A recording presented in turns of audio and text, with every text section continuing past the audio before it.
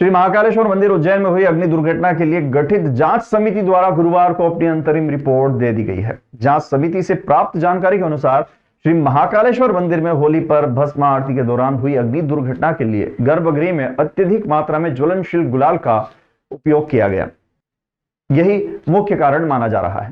साथ ही दुर्घटना के दौरान एकमात्र निकासी द्वार का 15 मिनट से अधिक समय तक बंद होना, गर्भगृह में अत्यधिक संख्या में पुजारियों और सेवकों का होना, ड्यूटी पर तैनात मंदिर प्रशासक के अधिकारी कर्मचारी के सौंपे गए दायित्वों के पालन में लापरवाही होना, होली के जारी निर्देशों का उल्लंघन इत्यादि बिंदुओं को भी दुर्घटना का कारण माना गया है।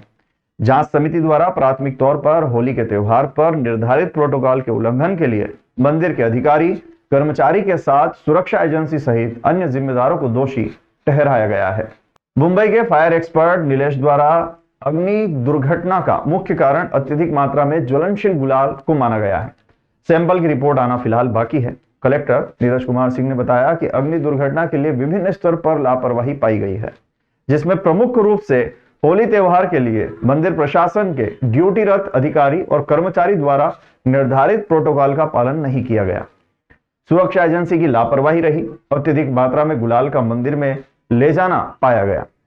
उन्होंने बताया कि मंदिर प्रबंध समिति के निर्देशों के क्रियान्वयन में लापरवाही पर जिम्मेदार मंदिर प्रशासक के अधिकारी कर्मचारी पर कार्रवाई भी की जाएगी। सुरक्षा एजेंसी को नोटिस जारी भी किया गया है। अन्य जिम्मेदारों के विरुद्ध भी कार्रवाई की जाएगी। महाकाल मंदिर की सुरक्षा व्यवस्था को और प्रभावी बनाने के लिए 3 सदस्यीय 4 दल द्वारा काशी विश्वनाथ, तिरुपति, शिरडी साईं बाबा और सोमनाथ जैसे बड़े प्रमुख मंदिरों का भ्रमण कर वहां की विभिन्न पर्वों पर सुरक्षा व्यवस्था के संबंध में अपनी रिपोर्ट देंगे, जिसमें उपयोगी सुझावों को महाकाल मंदिर में भी लागू किया जाएगा। मंदिर के सुव्यवस्थित संचालन और प्रमुख पर्वों के लिए SOP यानी कि मानक संचालन प्रक्रिया भी तैयार की जाएगी। साथ ही प्रशासनिक दायित्वों का भी विभाजन किया जाएगा। जांच समिति द्वारा की गई प्रमुख अनुशंसा इस प्रकार है कि जिसमें मंदिर में आधुनिक फायर अलार्म सिस्टम होगा, स्मोक डिटेक्टर और फायर फाइटर सिस्टम लगाया जाए, आवश्यक सुरक्षा उपकरणों और मानव संसाधनों की उपलब्धता कर सुरक्षा के व्यापक इंतजाम किए जाएं, व्यवस्थित पास सिस्टम डेवलप करना है। साथ ही भस्म आरती के अतिरिक्त चलित भस्म आरती में भी दर्शनार्थियों का प्रवेश हो। मंदिर के अंदर मोबाइल सहित सुरक्षा के दृष्टिगत हानिकारक सामग्री ले जाने पर पूर्णतः प्रतिबंध हो। मंदिर में आपातकालीन मार्ग निर्धारित किया जाए। रंग पंचमी पर्व पर मंदिर में प्रतीकात्मक होली इत्यादि सुझाव दिए गए हैं। रिपोर्ट दी है। शेष फाइनल रिपोर्ट बाकी लोगों के बयान दर्ज होने के पश्चात प्राप्त होंगे। मुख्य रूप से ये आया है कि जो आग लगी थी, आग लगने की घटना, जो गुलाल अंदर गया था, जो कि मंदिर समिति ने प्रोवाइड नहीं किया था, बाहर से आया था, वो अंदर गया और वो कपूर की आरती पर गिरा और उसके माध्यम से आग लगी, फैली और 4 से 5 सेकंड में वो बुझ भी गई, जिसमें कि आग की इंटेंसिटी बहुत अधिक थी, जिस कारण से लोगों को बर्न हुआ और जो है 25 से 30% तक भी लोग जले हैं। इसके पश्चात कमेटी ने यह भी बताया है कि वहाँ पर जो प्रशासनिक व्यवस्थाएं पूरी होनी थी, जहाँ पर जिसकी ड्यूटी होनी थी और जो नियम जारी किए गए थे कि कितनी संख्या में गुलाल जा सकता है, किस प्रकार का गुलाल जा सकता है, कितने लोग अंदर उपस्थित हो सकते हैं, ये सारी चीज़ों का कहीं ना कहीं उल्लंघन पाया गया है और उन व्यवस्थाओं को वहाँ पर लागू नहीं किया गया। जो वहाँ पे सिक्योरिटी एजेंसी थी, फाइनल इवैक्यूएशन वगैरह करना था, तो इवैक्यूएशन करते वक्त सिक्योरिटी एजेंसी वहाँ पर उसके लोग अपनी ड्यूटी पर मौजूद नहीं थे, उनकी लापरवाही पाई गई है। कई जगहों पर ताले वगैरह बंद थे, जो कि जो है खुलने में थोड़ी सी देरी हुई। तो इन सारी चीज़ों को लेकर के जो मंदिर के कर्मचारी हैं, जो अन्य लोग हैं जिनकी ड्यूटी थी मंदिर में पूरी व्यवस्था बनाने की, जो सिक्योरिटी एजेंसी है, उनकी लापरवाही इसमें पाई गई है और जो कार्रवाइयाँ विभिन्न स्तरों से की जानी है वो इंक्लूड की जाएगी। उज्जैन पुलिस प्रशासन ने बूचड़खाना संचालक के खिलाफ नेशनल सिक्योरिटी एक्ट यानी कि NSA की कार्रवाई की है। 3 दिन पहले पुलिस ने 10 अवैध बूचड़खानों पर छापा मारा था। इस दौरान 50 से ज्यादा जानवर और मांस को जब्त किया गया था। आरोपी के खिलाफ मामला दर्ज कर कार्रवाई की गई थी। आरोपी के रिकॉर्ड को देखते हुए उसे रीवा जेल भेज दिया गया है। कलेक्टर नीरज कुमार सिंह ने बताया कि आरोपी शकील पर इसके पहले भी करीब 20 मामले दर्ज हैं। शकील आदतन अपराधी है, जिसके खिलाफ रासुका नेशनल सिक्योरिटी एक्ट की कार्रवाई की गई है। आरोपी को रीवा जेल दाखिल किया गया है। उस पर कड़ी निगरानी रखी जा रही है उससे जेल में मिलने पहुंच रहे लोगों पर भी निगरानी रखी जा रही है। कलेक्टर ने जानकारी दी कि अवैध बूचड़खानों से जानवर, मांस, औजार और गाड़ियां भी जब्त की गई थी। आरोपी शकील पर पहले से करीब 20 मामले दर्ज हैं। वो थाने का रिकॉर्डेड अपराधी है। वो लगातार ऐसे मामलों में संलिप्त रहा है, इसलिए उसके खिलाफ एनएसए की कार्रवाई की गई है। आरोपी को रीवा जेल भेजा गया है ताकि उज्जैन के लोगों से उसका संपर्क खत्म किया जा सके। आगे भी जो इन मामलों में शामिल रहेंगे उन सभी के खिलाफ ऐसी ही सख्त कार्रवाई की जाएगी। एक कार्रवाई रासुका की गई है जिसमें शकील खान नाम के एक बदमाश के विरुद्ध रासुका किया गया है और उसको वारंट तामील कराया जा रहा है और रीवा जेल भेजने की कार्रवाई की जा रही है। उज्जैन में बुलेट पर सवार होकर गलियों में आतंक फैलाने और विरोध करने पर लोगों के साथ मारपीट करने वाले बदमाशों को पुलिस ने गिरफ्तार कर उनके पास से हथियार जब्त किए हैं। बता दें कि कोतवाली थाना क्षेत्र के निजातपुरा इलाके की तंग गलियों में तेज गति से बुलेट लेकर रोज गुजरने वाले एक युवक को क्षेत्रीय लोगों ने रोका टोका तो वो नाराज हो गया और अपने दोस्तों को लेकर मोहल्ले में जा पहुंचा और लोगों के साथ मारपीट करने लगा। इस दौरान घातक हथियार भी लहराए।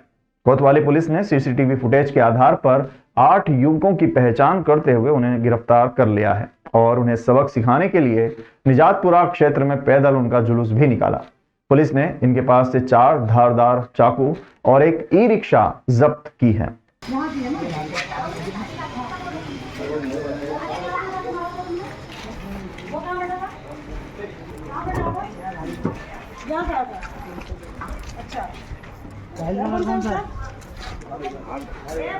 ठीक है, उधर है, यहाँ खड़ा था।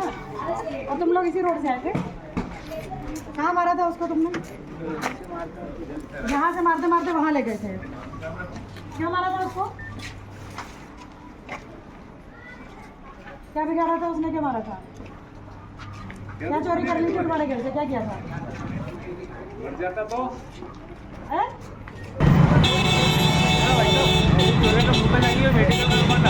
मेडिकल के लिए लेके जा रहे हैं। शिव की नगरी उज्जैन में महिला को डिलीवरी के दौरान हिम्मत बांधने के लिए सास द्वारा डिलीवरी रूम में भजन गाने का वीडियो सोशल मीडिया पर वायरल हो रहा है। घटना सिंधी कॉलोनी स्थित निजी अस्पताल की बताई जा रही है। डिलीवरी कराने वाली टीम का कहना है कि पहला बच्चा है जो अपनी दादी से शिव भजन सुनकर पैदा हुआ है। भजन से हम भी रिलैक्स फील कर रहे थे। दरअसल शहर के मंचावन कॉलोनी में रहने वाली प्रीति दीक्षित सिंगर है। वे जेके हॉस्पिटल में स्पेशल परमिशन लेकर बहू की डिलीवरी दौरान ऑपरेशन थिएटर में मौजूद रही। बहू उपासना घबराई हुई थी। ऐसे में उन्होंने शिव भजन गाकर पॉजिटिव एनर्जी दी। अस्पताल प्रबंधन ने बताया कि हमें बच्ची की दादी ने कहा था कि 27 मार्च को सुबह 11 बजे बच्चे की डिलीवरी करवाना है। उन्होंने साथ में आने की रिक्वेस्ट की, जिसे हमने मान लिया।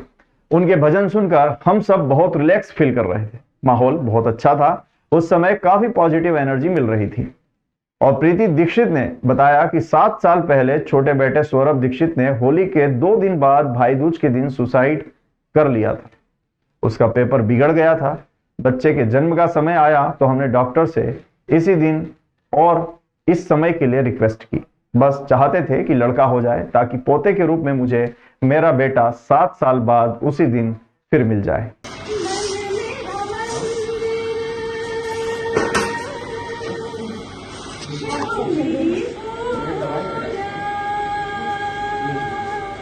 आप देखिए ना, सभी जानते हैं कि 7 साल पहले मेरा बेटा इस दुनिया से चला गया था। तो 7 साल का एक बहुत लंबा इंतज़ार था। तो डॉक्टर जय मिश्रा जी को ये पता था कि मेरे कुछ ऐसे हालात हैं और बहू की भी कुछ ऐसी स्थिति थी जिसमें मैं बहुत घबरा रही थी। तो उन्होंने कहा घबराओ मत, मैं हूँ ना, सब अच्छा हो जाएगा। बोले एक काम करो, आप मेरे साथ ओटी में आओ और आप भजन गाना। वैसे हम रोज़ रिकॉर्ड बजाते हैं और ऑपरेशन करते हैं, इस बार आप खुद भजन गाओ और आपकी आंखों के सामने अपनी बहू का ऑपरेशन देखो। आप डरोगे तो नहीं? मैंने कहा नहीं, मेरे को तो और मेरी बहू को सुरक्षा हो जाएगी कि मेरी मम्मी मेरे साथ खड़ी है। तो मैं जब वहाँ गई और वहाँ जाकर देखा तो उन्होंने कहा भजन गाओ। तो उन्होंने प्रार्थना करी बाबा से कि बाबा, मेरा पहली बार ऐसा है कि अवसर आया है कि जब मुझे ओटी में आकर ऑपरेशन करते हुए मुझे भजन गाने का अवसर मिला है, तो बाबा मेरी मनोकामना पूरी करना। महाकाल बाबा ने मेरा भजन पूरा भी नहीं किया और मेरा बेटा जो गया था वो वापस फिर सामने आ गया। इस धरा पर है बाबा महाकाल है, जैसे उनको पुकारा वो साक्षात सब जो उस समय प्रकट हो गए वहाँ पर, और मेरी हर मनोकामना उन्होंने पूरी करी। मेरे 7 साल का जो सफ़र था वो पल में तय कर दिया उन्होंने। मैं धन्यवाद देती हूँ जया मिश्रा जी को, जिनके शुभ हाथों से मेरे जीवन की खुशियाँ लौट कर आई हैं। 9 अप्रैल गुड़ी पड़वा के अवसर पर रामघाट पर दीपोत्सव का आयोजन किया जा रहा है, जिसमें 5 लाख दीप घाट पर प्रज्वलित किए जाएंगे।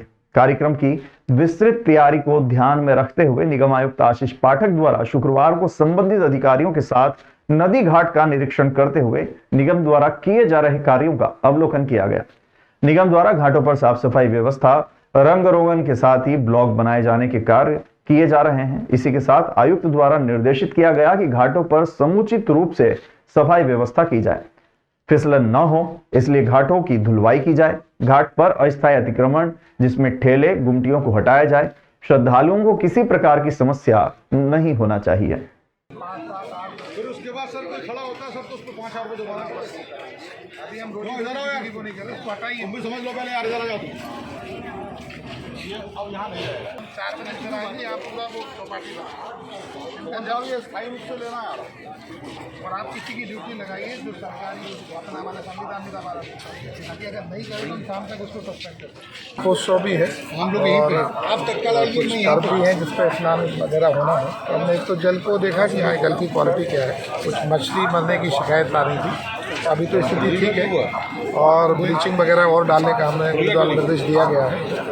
साथ ही चूँकि दीपोत्सव है यहाँ पे तो उसकी व्यवस्थाएं देखी गई घाट पर, और घाट पे जो अस्थायी दुकानें खुल गई हैं उसके विरुद्ध कार्रवाई के निर्देश दिए गए हैं। अभी हम एक अनाउंसमेंट कराएंगे सभी लोगों को और उनको उम्मीद करेंगे कि उसको जो दुकानें अस्थायी प्रकार का अतिक्रमण है उसको हटा लें, अन्यथा फिर वो हम लोग उसको जब्त करेंगे और वैधानिक कार्रवाई करेंगे। सर दीपोत्सव को लेकर शार्ट कार्यक्रम किया गया है, 5 लाख रुपये की निगम लगाएगा, किस तरह पूरा कार्यक्रम होने वाला है?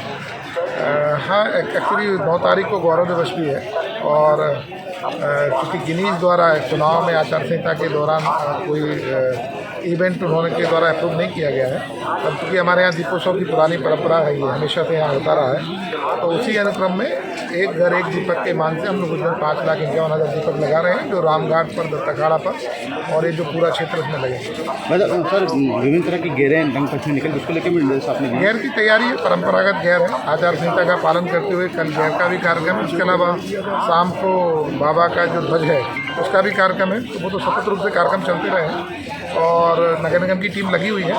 और चूँकि अभी यात्रियों की संख्या बड़ी है तो जो अस्थायी प्रकार के अतिक्रमण यानी जो समस्या आ रही है उनका भी निराकरण। सर पीएचसी को फाउंटेन लगाने में निगम, हाँ चूँकि अब गर्मी का सीज़न है और एरिएशन बढ़ाने के लिए हमने बोला है, तो हमने आपका ये जो नरसिंह घाट से लेकर छोटी रपट तक फाउंटेन लगाने के निर्देश दिए जो 2-4 दिन में लग जाएंगे।